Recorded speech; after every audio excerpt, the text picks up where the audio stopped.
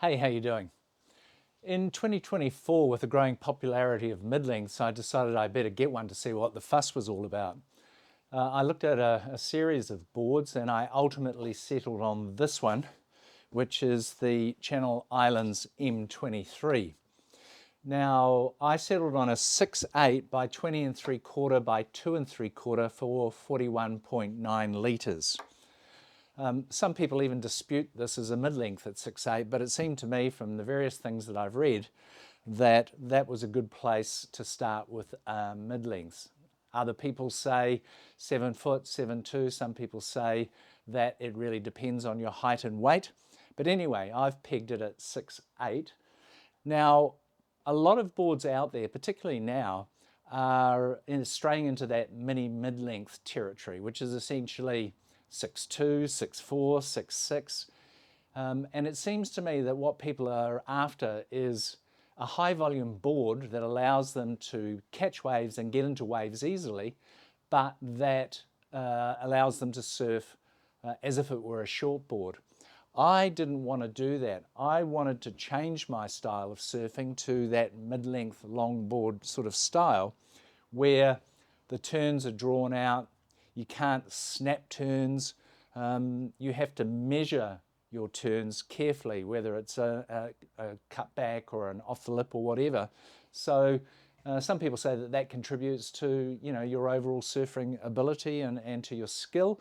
So I thought I'd give that a go rather than trying to get a mid-length board or a mini mid-length board that still surfed like a short board. So the Channel Islands M23. It's actually a kind of a hybrid board. If you look at the outline, you can see it's got a sort of a high performance pulled in nose, but it still does carry width up the front end here. And that is why it's really more of a hybrid. And it does come down and narrow down to this round tail at the back here. The rails are fairly full, and you can see where the weight is distributed here. It's still got a lot of weight up front and through the middle and even down to about 3/4 of the way down the board, which makes it easy to paddle. But the rocker on it, it's a medium rocker front and back, and as we get to the back of the board here, it does start to thin out. So, the foil is, once again, lends itself to that sort of short board interpretation. Now, I bought a PU. I'm a PU guy. I don't really like epoxy boards. I've only got one, and that's my Groveler. This board is a PU. And Channel Islands, for whatever reason, has decided that they would only put it out as a thruster. In regard to the bottom contours, it's got a single which comes into a double, but it's got a spiral V, which is essentially means the V accentuates and becomes higher down around the fins here than the outer edges, and then that flows through, still with a bit of V, very, very slight V, but pretty much flattening out through the tail, but still got those slight double contours there. Now, I've ridden this board in a wide variety of waves, from 1 foot beach break to 4 to 5 foot reef and point break, and I've actually found it works really well across all of those conditions.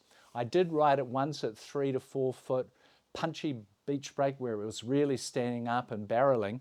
It didn't work so well in that case, but if it were bigger and you could get into waves early, I think you'd find that it would still hold in those real stand-up barrely waves as well. And I would like to try it in solid 6 foot surf to see how it goes, and I think it might go pretty well. I've really enjoyed surfing it across that range of waves. It seems to suit that wide variety. I did in the beginning, and I do occasionally, particularly when I'm moving from a shortboard, do try and snap my turns, and that does ultimately usually result in me falling off. So you do have to draw your turns out, but that is why I bought it, and I just have to keep that in mind when I'm surfing the board. The one thing I do though is I change my fins out. So when I'm riding it in small waves, like 1, 2, maybe up to 3 feet, I do use these Channel Islands Almeric keel fins. Obviously, you know, they're a keel, they've got a huge amount of area. They are swept back. These ones do stick over the edge slightly, but I haven't found that to be a problem. They give me the speed that I'm looking for out of a twin fin, and they give me stability. Now, I'm not a twin fin fan, and so I want to feel stability when I'm using twin fins, and these ones work really well.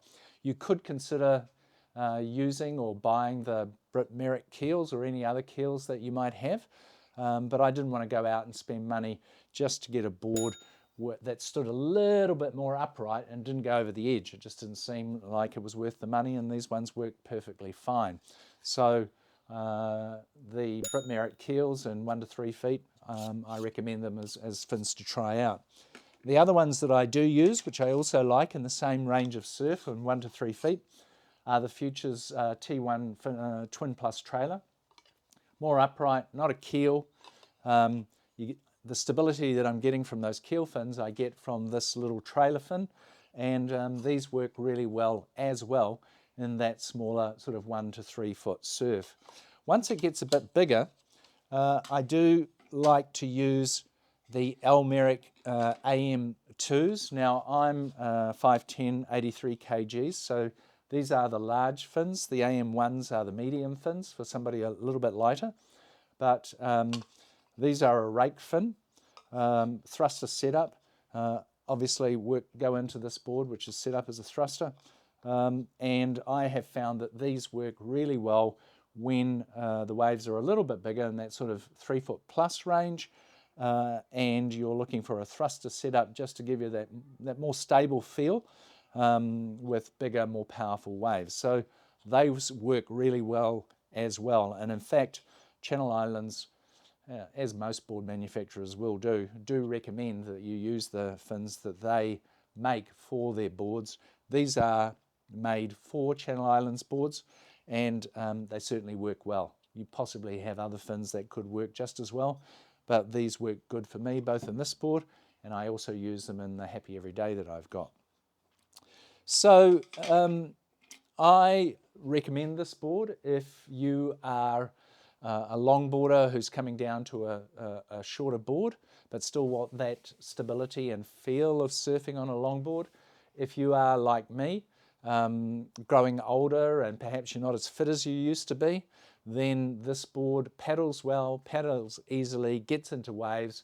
You can still surf it and turn it really, really well, and it will work for you if you're sort of perhaps not so fit or not surfing as often as you used to.